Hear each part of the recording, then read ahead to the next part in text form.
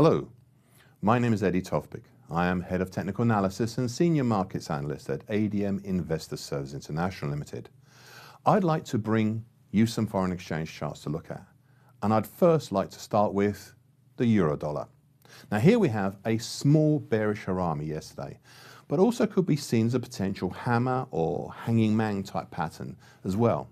The overhead pressure from the medium moving average, currently 110.86, is now evident for the third consecutive day, as it is today as well.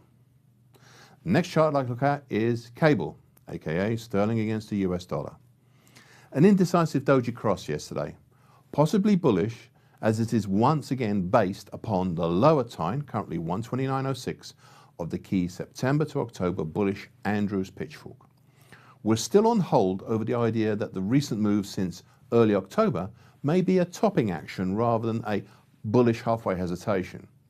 In fact, over the last few days, we're veering more towards the bullish halfway hesitation idea, though neither is by any means certain. The third chart I'd like to look at is the euro against sterling. Now here we have an indecisive doji cross yesterday.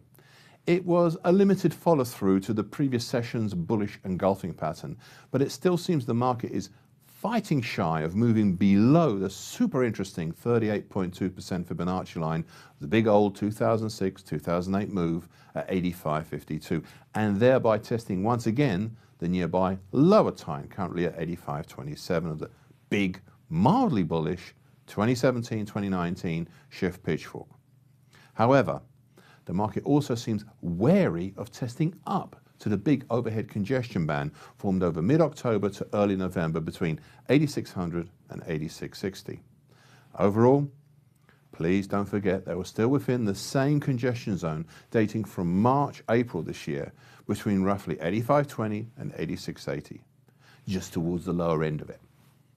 The next one is the US dollar against the Japanese yen. A bullish white soldier yesterday, but I'm more inclined to look at it as an indecisive spinning top. The indecision seemed directed at penetrating but not closing below the super important 50% Fibonacci line of the 2019 move so far at 108.41. We've done just that today, penetrated, but we'll have to wait until tonight to see if we close once again above it.